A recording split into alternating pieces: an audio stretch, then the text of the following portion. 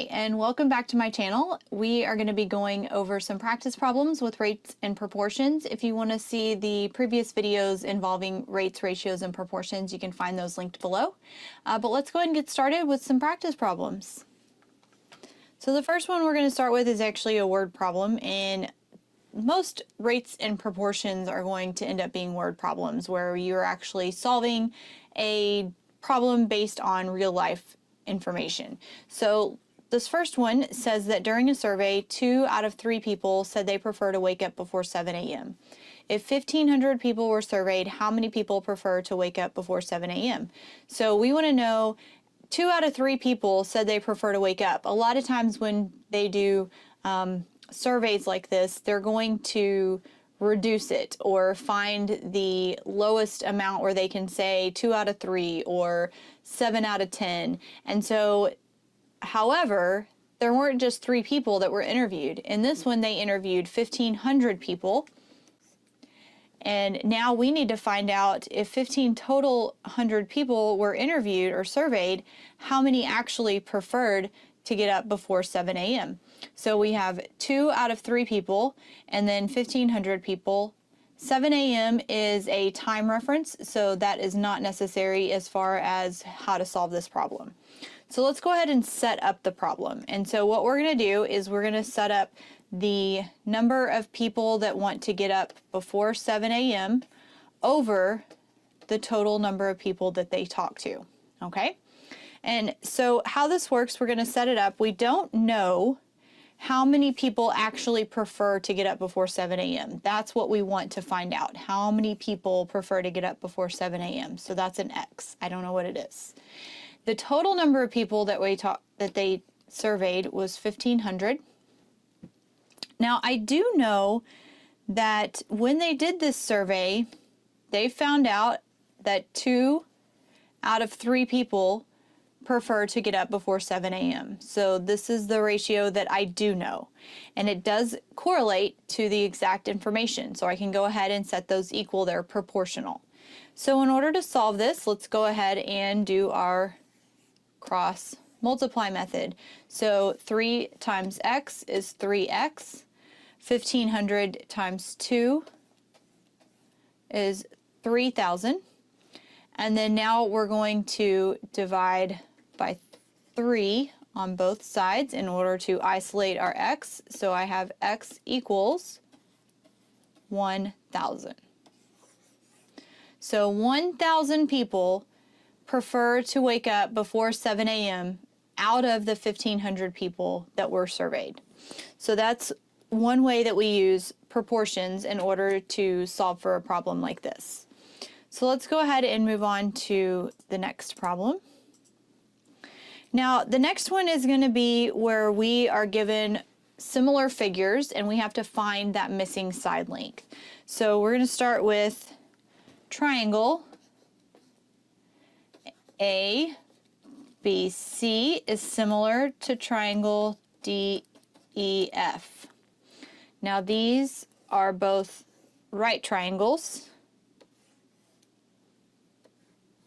If I can get my right triangle as decent as possible. So A, B, C, D, E, F. So if you remember from our previous video, anytime that I have this statement right here, triangle ABC is similar to triangle DEF. I know several things. I know that angle A is equal to angle D. I know the measure of angle B is equal to the measure of angle E. I also know that side AB is proportional to side DE, okay, because they are the first 2 letters in each of these similar figures. So let's go ahead and fill in the information here that we need, and we're going to go ahead and solve it. So if AB is 8 inches, AC is X inches, I don't know how long that is, DF is 5 inches, and DE is 4 inches. So using this information, I can set up my proportions.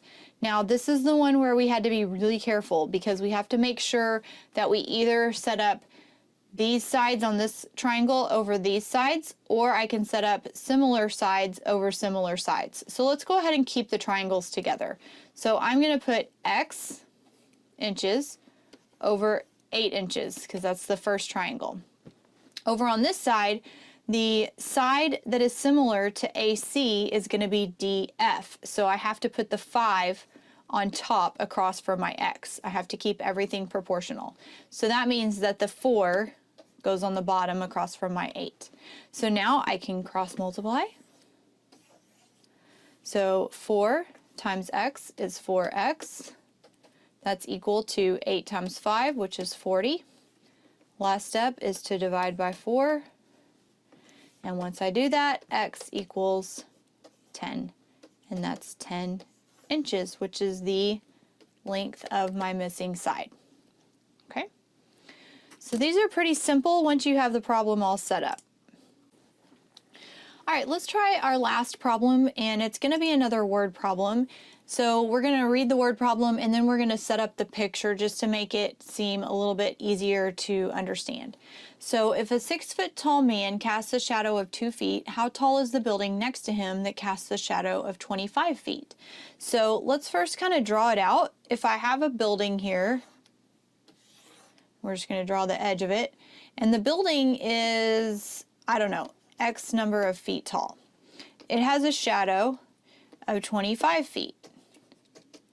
And then standing next to the building is this man that is 6 feet tall, and he casts a shadow of 2 feet. So now we can use this information to figure out how tall the building actually is. So let's go ahead and set up our proportion. So the first thing we're going to do is we're going to show what we're comparing. So we're comparing the building to the man.